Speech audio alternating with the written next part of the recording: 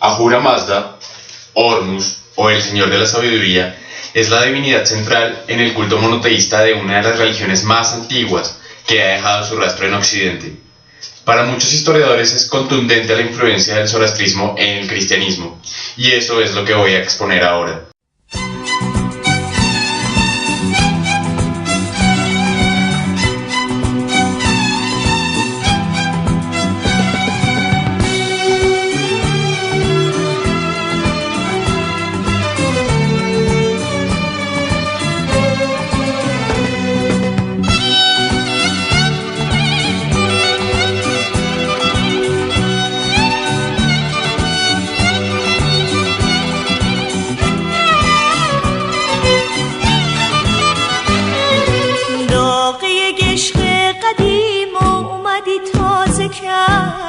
شهر خاموش دلم رو تو پرآوازه کردی آتش این عشق کهنه. Para empezar, es fundamental saber que el zoroastrismo como sistema organizado de creencias y ritos espirituales, es decir, como religión, es mucho más antiguo que el cristianismo, habiendo surgido más de 1000 años antes. Hacia el 1700 antes de nuestra era, empezaron a desarrollarse migraciones importantes de pueblos arios hacia la península de India a través de Asia Central, entrando en contacto con diferentes grupos humanos de la región, con lo que se formaron las bases para un sincretismo religioso del cual bebería más tarde el zoroastrismo. Así, surge un panteón dentro del cual se destaca la divinidad solar de Mitra, que para los arios occidentales o iranios ocupó luego un lugar periférico en la jerarquía divina, al ser considerado como descendiente del dios del cielo, que a su vez fue la prefiguración del dios supremo de Ahura Mazda. Dado que este es el dios en torno al cual gira el zoroastrismo, a esta religión también se le conoce como mazdeísmo.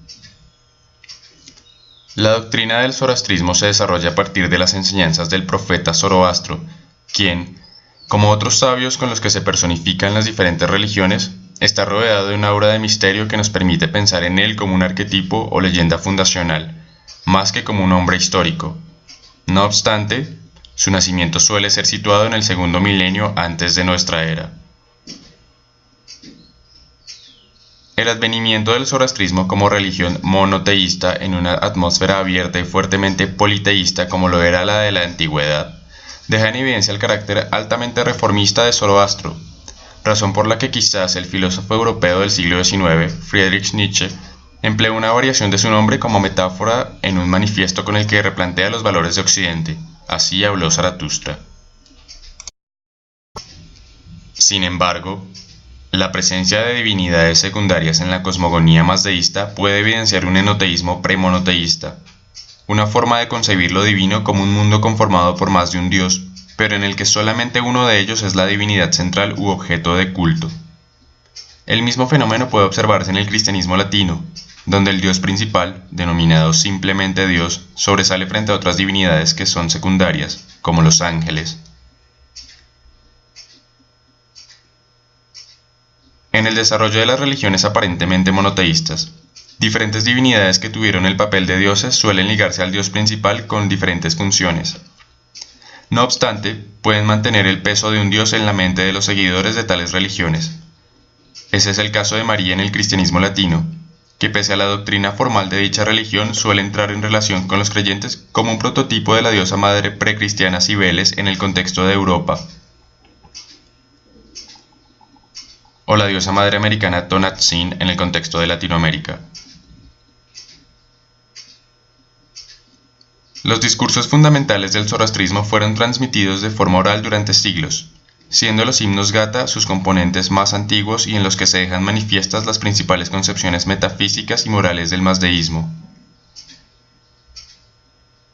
Posteriormente, estos discursos serán plasmados por escrito y les serán añadidas algunas ampliaciones, dando origen a la Avesta, o texto fundamental del culto zoroastriano,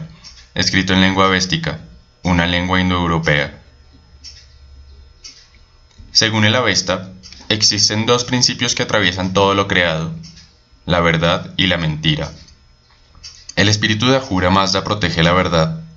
mientras que el espíritu maligno de Ahriman defiende la mentira.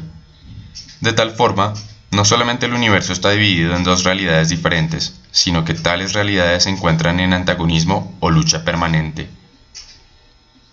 También hay dualismo en las ideas del zoroastrismo sobre el más allá, pues los seres afines con las intenciones de Ahura Mazda tendrán como pago un lugar en un paraíso, mientras que los seres afines con las intenciones de Ahriman caerán en un lugar tormentoso después de la muerte. Finalmente, según la doctrina, toda la mentira será erradicada de la tierra. Los territorios donde la religión zoroastriana fue intensamente cultivada pasarán paulatinamente a ser parte de los dominios persas,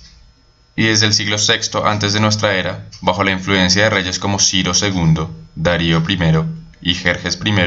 será reconocida como culto principal del mundo persa. Cuando Ciro II conduce la expansión del imperio aqueménida hacia Occidente,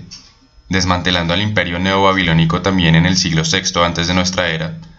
respalda el regreso de los judíos del exilio babilónico hacia la península arábiga, iniciando lazos imperiales con este pueblo, por lo que se desarrollaron puentes culturales entre las dos sociedades, dejando el zoroastrismo una marcada impronta en el judaísmo y, consecuentemente, en el cristianismo como doctrina posterior, pero en principio ligada al judaísmo.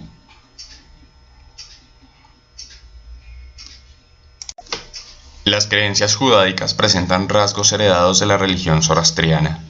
tales como la creencia en un lugar fatídico comúnmente conocido como el infierno y al que ya se hizo mención. En el mazdeísmo se rechaza la creencia en la predestinación, típica de religiones índicas cercanas como el hinduismo, por lo que se da lugar a la elección libre del individuo sobre el bien y el mal, convicción que se refuerza tanto en el judaísmo como en el cristianismo, al igual que la silogística de los premios y los castigos de acuerdo con las acciones de cada uno, también presente en el zoroastrismo. Otras continuidades entre zoroastrismo, judaísmo y cristianismo se basan en la figura de un ser demoníaco, siendo el Satán judío-cristiano una recreación del Ahriman zoroastriano, y en la creencia de un juicio final, presente desde la idea dialéctica mazdeísta de un triunfo del bien sobre el mal. Tanto en el zoroastrismo como en el cristianismo existe la figura de un profeta con atributos divinos o especiales. Tanto Zoroastro como Cristo poseen cualidades que les permiten realizar proezas impensables para la mayoría de los mortales, como caminar sobre el agua, además de haberse enfrentado con los dogmatismos religiosos de sus respectivas épocas.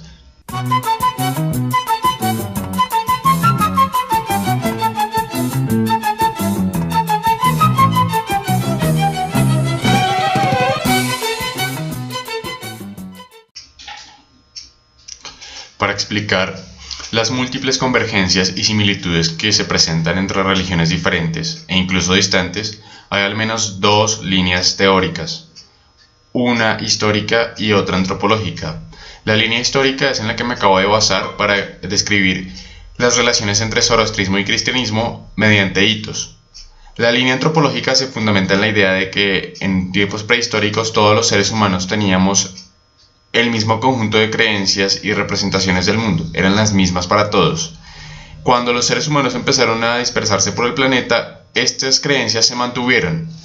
y si bien los distintos lugares en los que se asentaban los pueblos y las circunstancias determinaban qué elementos del conjunto patrimonial se desarrollaban más, cuando un pueblo se encontraba con otro, los puentes culturales que establecían entre sí les permitían tener un desarrollo recíproco de aquellos aspectos de su vida religiosa en los que no habían profundizado demasiado o que no estaban vigentes. Es por esto que las líneas antropológica e histórica en realidad no son mutuamente excluyentes, sino que son complementarias.